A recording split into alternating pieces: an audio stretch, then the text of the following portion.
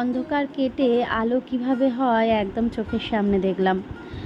আমরা কিন্তু মারোয়ার পট্টি থেকে ঠিক 3:30-4টের দিকে বেরিয়ে পড়েছিলাম। ওখান থেকে ফ্রেশ হয়ে তারপর আবার বাসে উঠি। সেখান থেকে এখন আমরা চলে এসেছি তারকেশ্বরে। এখন ঘড়িতে বাজে ওই 5টা মতন। এখন সবাই ব্যাগ নামাতে ব্যস্ত। কথাতেই আছে না, একদিনের রাত জাগা 10 দিনেও ঘুমটা পূরণ হয় না।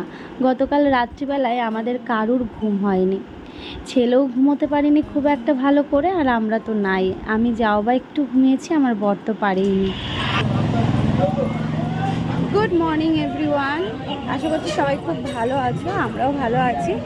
তো এখন ঘড়িতে বাজে 5টা বাজতে 2 মিনিট বাকি। তো নেমে পড়েছি আমরা, এই যে সবাই রয়েছে পেছনে, আর ওইদিকে আমার বর সামনে রয়েছে ওই যে। তো এখন যাচ্ছি হচ্ছে, আমাদের একটা রুম দেবে, জানি না শুনতে পাবে কি না, আমাদের একটা রুম দেবে, তারপর আমরা যাব হচ্ছে পুজো দিতে। কি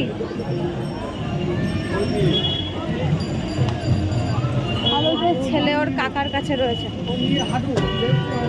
বাবা প্রচুর ভিড় সামনের দিকটাতে। আজকে হচ্ছে লাস্ট সোমবার বৈশাখ মাসে, তো ভিড় হবে। তোমরা অনেকে কমেন্ট করে বলেছো যে রিয়াঙ্কা সাবধান ছেলেকে নিয়ে। তো ঠিক আছে। কি গো, পায়ে ব্যথা হচ্ছে? কি গো, ওই পায়ে ব্যথা হচ্ছে?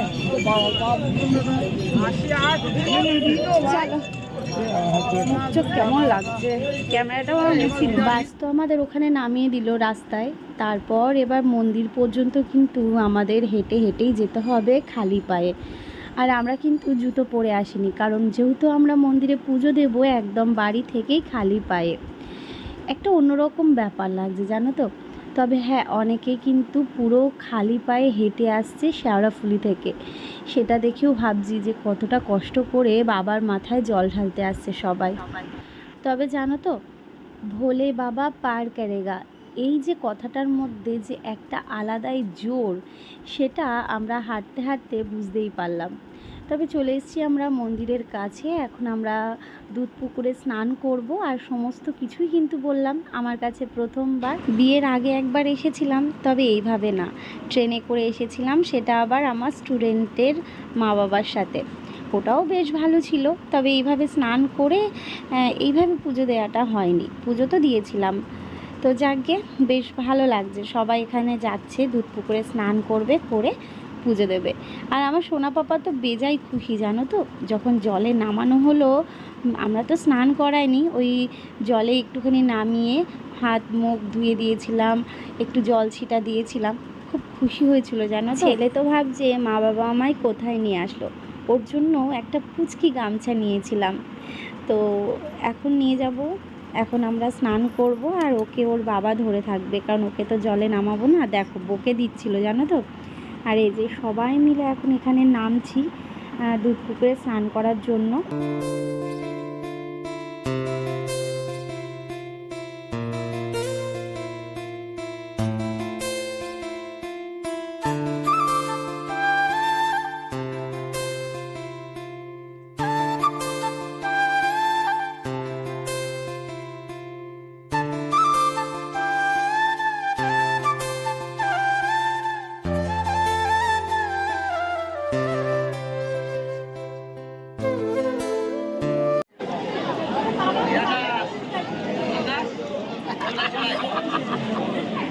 বাবাই বাবাই, প্যান্টটা নামিয়ে দিতে ওইখানটায়।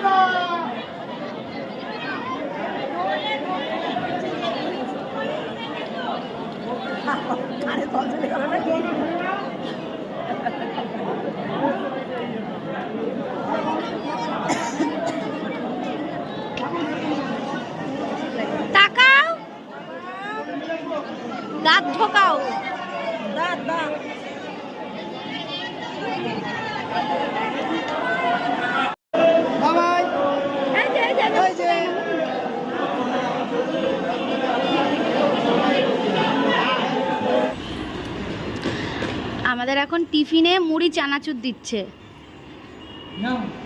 গামলা ধরে নিয়ে এসছে। এই যে মুড়ি,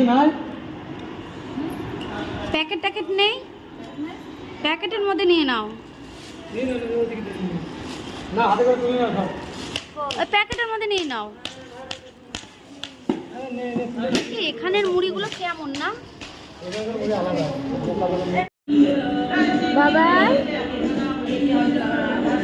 বাবাই একটু টাটা দিয়ে দাও, একটু টাটা দিয়ে দাও, আবার একটু টাটা দাও, টাটা দাও, টাটা দাও, টাটা দাও, টাটা। নমস্কার করে দাও বাবা, একটু নম করে দাও, নম নম।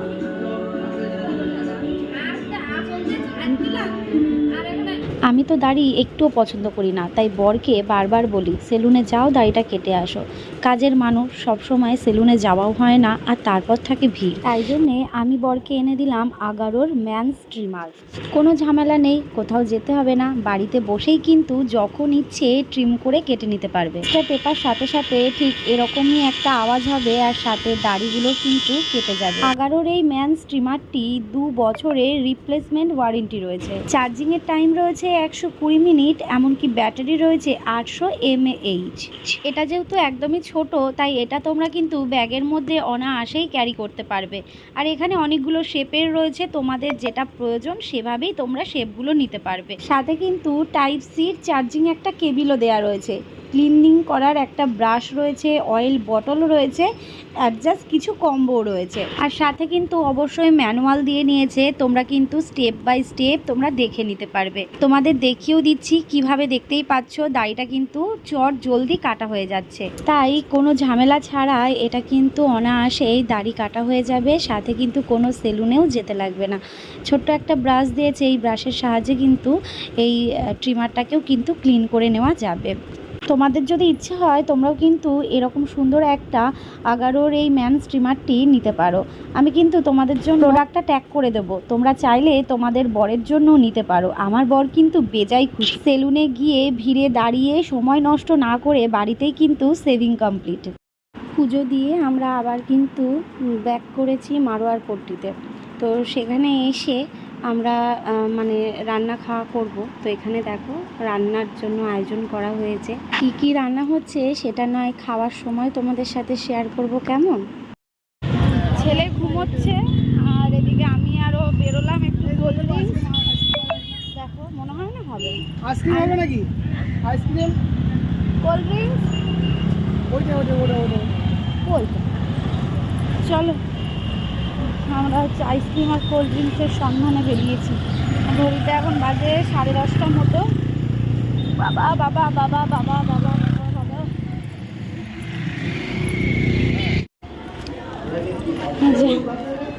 খিদে পেয়েছে। এখানে তেমন কিছু পাওয়া যায় না, এখানে শুধু ওই মুড়ি আর ঘুগনি, এই ছাড়া আর কিচ্ছু নেই। তো যে স্প্রাইট আনা হলো, চিড়ে ভাজা, আর এদিকে বৌদি অনেক কিছু নিয়ে এসেছে। এই যে এই মুড়িটা এখান থেকে দিয়েছে, তবে আমরা খাইনি, রয়েছে। আর এখানে চিড়ে ভাজা, বিস্কুট, শশা, অনেক কিছু রয়েছে। আমিও ফল নিয়ে এসেছি, আপেল, লেবু, শশা, কলা, সমস্ত। না, কলাটা ওখানে খাওয়া হয়েছে পুজো দিয়ে আসার পরে। তো এই হচ্ছে ব্যাপার। তো এখন আমরা এখানে বসে খাওয়া দাওয়া করছি, তারপর ওদিকে রান্না হচ্ছে দেখে আসলাম। 1 ঘন্টা পর হয়তো খেতে দেবে। তারপর আমরা এখান থেকে বেরিয়ে যাব দক্ষিণেশ্বর। ছেলে তো এদিকে ঘুম দিচ্ছে, এই যে ছেলের ঘুমের একটু প্রয়োজন, কারণ ও আওয়াজে ঘুমোতে পারছে না। চলো পরে দেখা হচ্ছে। আমরা খেতে চলে এসেছি, তবে অনেকক্ষণ পরেই আসলাম, কারণ সবার খাওয়া হয়ে গেছে। আর আমরা কিন্তু আমার বরের বন্ধুরা সবাই বসেছে, তো তাদের সাথেই আমরা বসেছি, কারণ ছেলে ঘুমোচ্ছিল, তো ওই জন্যে ওকে রেখে তো আসা সম্ভব নয়। তাই এখন বৌদিরা ওর কাছে রয়েছে, আর আমি আর আমার বর দুজন মিলে চলে এসেছি। তো সবার সাথে এখন খেতে বসেছি। প্রথমেই কিন্তু লেবু দিল, তারপর কিন্তু সাদা ভাত, তারপর দিল হচ্ছে মটরের ডাল। যেহেতু আমরা নিরামিষ খাবো, পুজো দিয়ে এসেছি। আর এই যে রাঁধুনিটা কি বলবো, এত সুন্দর রান্না করে না। 2-3 বার কিন্তু ওনার হাতে রান্না খেলাম। সামনে আসছে বাবা লোকনাথ পুজো, সেখানেও কিন্তু উনিই রান্না করবেন। একটা নিরামিষ তরকারি, আলুর চিপস, আর শেষ পাতে ছিল পাঁপড় ভাজা, চাটনি আর মিষ্টি। এটা আর দেখাতে পারলাম না। এনারাও খুব ভালো, সবাই এসছে, তাই তো। আর এই যে আর এখন ছেলেকে আমি খাওয়াবো, এই যে খাবার করে নিয়েছি, আর ছেলে তো ঘুমোচ্ছেই না, ওর আওয়াজে ঘুমই হয় না। তো এখন দেখি খাইয়ে যদি ও মানে আসে, এই দেখো খেলনা পেয়ে গেছে, খেলতে শুরু করে দিয়েছে। চলো সবাই একবার করে হাই করে দাও।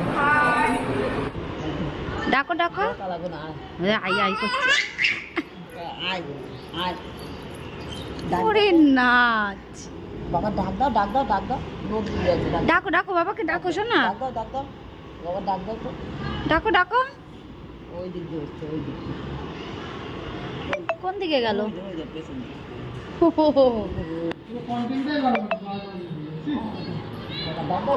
ডাক দাও। ডাক দাও তো। আয়, আয়, আয়। ডাকো, ডাকো, বাবা ডাকো। ডাকো।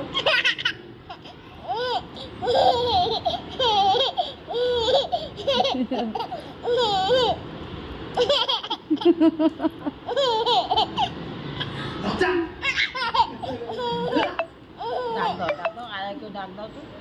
বাবা ডাকো ডাকো, আয় আয় করে ডাকো। আয় কেউ ডাকো। আয়, আয়।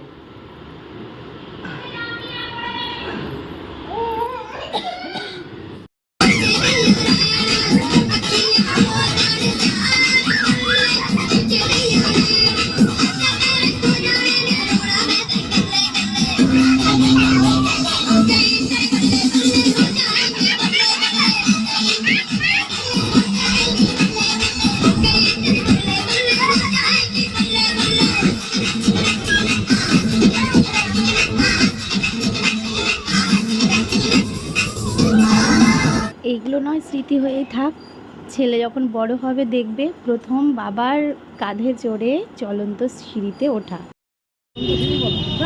ছেলের প্রথম চলন্ত সিঁড়িতে ওঠা ওর বাবার সাথে। আর এখন আমরা যাচ্ছি হচ্ছে এই স্কাই ওয়াক দিয়ে। ছেলেকে আগে খাওয়ালাম জানো তো, খাইয়ে নিয়ে সবাই চলে গেছে, এই দিদি বৌদি ওরাই শুধু আমাদের জন্য রয়েছে।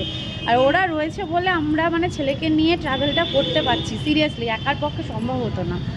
তো এই দোকান খোলা রয়েছে বৌদি, দোকান খোলা আছে। হ্যাঁ, তো যাকগে এই হয়েছে ব্যাপার। তো চলো এবার আমরা একটু ভেতরে যাই। ছেলের প্রথম সব কিছু দর্শন, তাই না? ওদিকে তারকেশ্বর থেকেও ভ্রমণ করা, এদিকে দক্ষিণেশ্বরেও আসা। চল যাওয়া যাক। ছেলে তো এদিক ওদিক দেখছে যে কোথায় নিয়ে আসলো বাবা আমাকে। ওরা আমার কখন বেরোচ্ছে, ওদের দেখে আর নিয়ে আসতে হবে। ওই তো ওরা এখন তো ওখানে যাবে, অনেকে আবার নাকি পুজো দেবে বলে। হ্যাঁ, স্নান করবে। আমরা তো তা করবো না, আমরা যাবো একটু ঘুরে আসবো। চলো।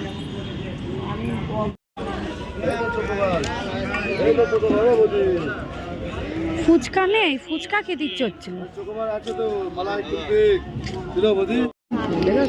হ্যাঁ দেখো, এই দেখো গিজ গিজ করছে মাছ পুরো ডাঙাতে। আমি দেখতে পাচ্ছি। না বলছে ফোনেতে ক্যাপচার হচ্ছে কিনা জিজ্ঞেস করছে। দেখ এইটা এইটা এটা দেখো, এটা দেখো ডাঙায় এসে দুটো মিলে কি করছে। এই দেখো এই দুটো, ইরে বাবা রে, এ ঘাস খাচ্ছে। সব লালন দিবা। লাইলন টিকা না, এগুলো ধরে না? ধরে হয়তো। তবে প্রচুর মাছ আছে এখানে। প্রচুর দেখো। জায়গায় জায়গায় ডাল খাওয়া। ভীষণ ক্লান্ত বাড়ি ফিরছি। গতকাল রাতে ঘুম হয়নি, সারাটা দিন মোটামুটি এনার্জিতে কাটানোর পরেও দক্ষিণেশ্বর থেকে বাড়ি ফেরার পথে প্রচণ্ড ক্লান্ত লাগছে। আর ছেলের খুশি তো ধরে না। এই যে ওর এক দিদি পেয়ে গেছে, সেই দিদির সাথে এখন হাসাহাসি খেলা এই তো চলছে। যাওয়ার সময়ও যেমন আনন্দ করতে করতে গেছে, আসার সময়ও তাই। তবে আমার আর শরীর দিচ্ছে না, মনে হচ্ছে বাড়ি গিয়ে কখন একটু ঘুমোবো। এবার যেন আর ভালো লাগছে না, বাড়ির জন্য মন টানছে। আর এতটা গরম করছে কি বলবো, তার সাথে মাথা যন্ত্রণা। হঠাৎ করেই দেখি মানে মাথা যন্ত্রণাটা শুরু হলো, আর থাকতে পারছিলাম না। তো এখন দক্ষিণেশ্বর থেকে বেরোনোর পর সোজা বাড়ির দিকেই যাচ্ছি। তবে বেশিক্ষণ লাগবে না, তবে এখন রাস্তাগুলো যেহেতু এখন ভালো, তো তার জন্যে মনে হয় না খুব একটা সময় লাগবে আমাদের বাড়ি পৌঁছাতে। আমরা বাড়ি পৌঁছেছি মোটামুটি ওই 7:30টার দিকে। তো ব্লগটা কেমন লাগলো জানিও। দুদিনের একটা অন্যরকম ব্লগ তোমাদের সাথে শেয়ার করলাম। ছেলেকে নিয়ে প্রথমবার গেলাম তারকেশ্বর, দক্ষিণেশ্বর।